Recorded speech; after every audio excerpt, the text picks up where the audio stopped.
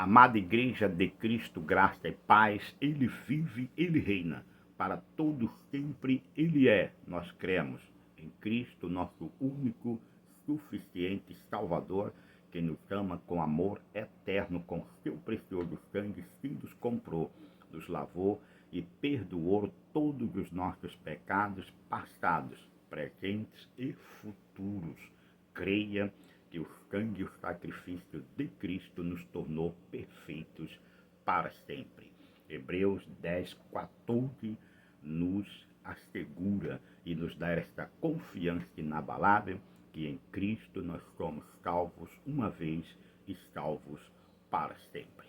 Quero aqui, pela sua misericórdia e sua graça, como seu príncipe sempre o anunciando, tratando a respeito da sã doutrina de Cristo, a graça genuína, estamos em tempos de reforma. Creia que os dias são críticos e são difíceis, porque há falsos pregadores e pregadores ensinando o que não deve, muitos por torpe ganância, muitos para serem vistos pelos homens, muitos para serem realmente pessoas que queiram ocupar, até mesmo, desculpe usar esta expressão, o lugar de Cristo. Como assim, meu irmão? Há pessoas que ostentam ser igual a Deus ou igual a Cristo, são justamente pessoas que afirmam que a salvação se perde, que afirma que o homem tem livre-arbítrio, que afirma que o homem tem o poder de aceitar ou rejeitar a Deus. Estes pregadores se acham como Deus, porque o próprio Deus, em sua palavra, afirma que a salvação nele, em Cristo, para os que crê, é eterna, não se perde. E o próprio Deus afirma que não depende de quem quer ou de quem corre, mas de usar Deus a sua misericórdia, ou seja, não há livre-arbítrio. E não há condenação, nem agora, nem no dia do juízo. Os falsos pregadores afirmam, mas Deus afirma em João capítulo 5, versículo 25, 24 e 25, que diz: em verdade vos digo, quem ouve a minha palavra e crê naquele que me enviou tem a vida eterna. Não entra em juízo, pois passou da morte para a vida. Então, as falsas pregações de falsos pregadores e pregadores aí em alta, né, nas redes sociais, pregando um evangelho de condenação, um evangelho onde estão o tempo todo revirando aí as redes sociais, quais são as notícias contra o povo de Deus, escândalos, para imputar, apontar pecado e tentar confirmar que o evangelho que eles pregam está certo, levando aí ao povo de Deus a perversão da sua fé, levando ao povo de Deus o esfriamento, porque isto é iniquidade. A igreja de Cristo, a igreja revestida da graça genuína, não prega acusações de pecado, não imputa pecado aos homens. Vamos ver isto em 2 Coríntios, no capítulo 5, versículos 18. Olha, se a igreja de Cristo recebeu poder para imputar pecado aos homens. Não, eu vou dizer por que a igreja de Cristo não deve imputar nem apontar pecado de ninguém. Vamos lá? Principalmente dos cristãos, né? Porque hoje os pregadores e as pregadoras falsos e falsas estão mais com as suas pregações voltadas para acusar e condenar o povo de Deus. A palavra diz que a repentina destruição deles não dorme. Está lá em 2 de Pedro, no capítulo 2, a respeito destes tais pregadores. Me refiro aos falsos mesmo, que muitos pregadores de Deus estão aí com o selo, mas sem entendimento. E aí estou eu aqui, muitos, para abrir estes olhos através do conhecimento da verdade. Vamos ver, a igreja de Cristo recebeu a autoridade ou o poder de acusar ou imputar pecado nos homens? Não. Vamos lá. Em 2 Coríntios, capítulo 5, 18 e 19, diz assim a palavra do Pai. Ora, tudo provém de Deus, que nos reconciliou consigo mesmo, por meio de Cristo, e nos deu o ministério da reconciliação, não da condenação. Versículo 19, a saber que Deus estava em Cristo, reconciliando consigo o mundo, não imputando aos homens as suas transgressões, e nos confiou a palavra da reconciliação.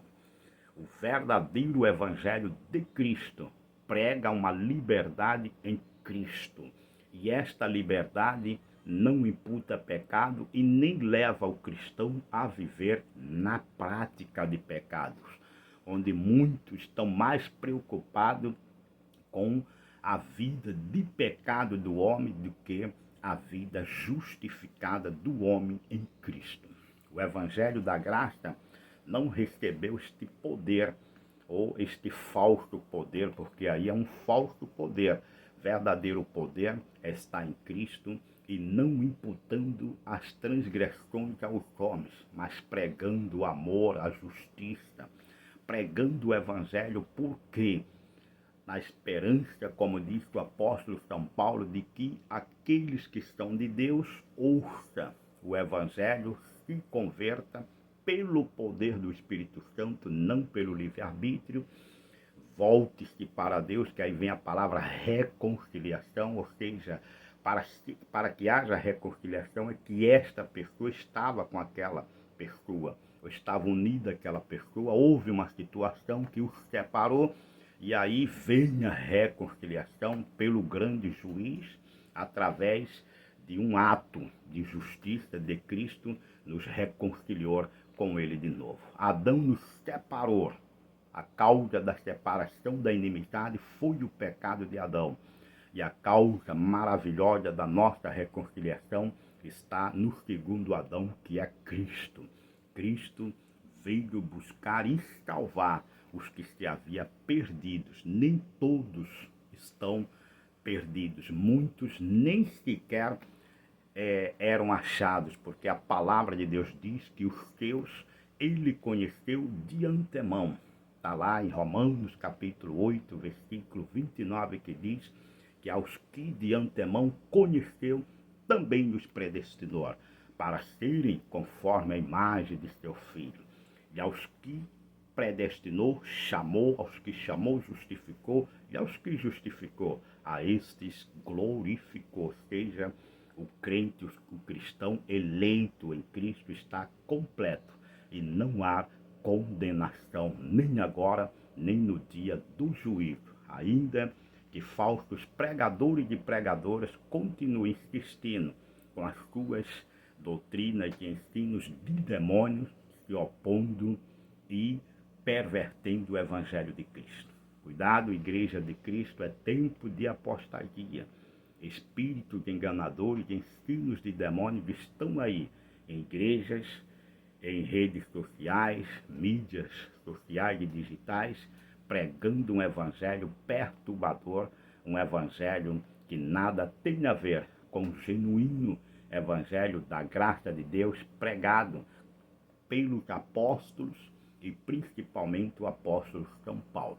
A graça de Deus não nos dá libertinagem. A graça de Deus nos dá liberdade. Gálatas 5:1 afirma que para a liberdade foi que Cristo nos libertou, pois permaneçamos firmes e não se submetamos a nenhum jugo de escravidão. Gálatas 5:13 diz: não use desta liberdade para dar ocasião à carne. E só usa desta liberdade para dar ocasião à carne aqueles que são dois grupos de pessoas. São os que não conhecem a graça de Deus e quando a conhecem de forma fragmentada ou pura, pessoas que não foram enviadas por Deus, que afirma que a graça de Deus é uma libertinagem, ou transforma a graça em libertinagem, afirmando coisas absurdas. Uma delas, nos dias de hoje, é dizendo que o crente não tem mais necessidade de congregar em templos, deturpando Atos 17 e 24, quando Paulo ali estava combatendo os religiosos pagãos, falando de templos pagãos e não da igreja, onde diz a palavra, onde o próprio Cristo disse que onde estiver dois ou mais reunidos, eu estou. A palavra é congregação, a palavra é eclésia, chamados para fora do mundo, chamados para dentro da congregação, que a Bíblia afirma, a igreja de Deus.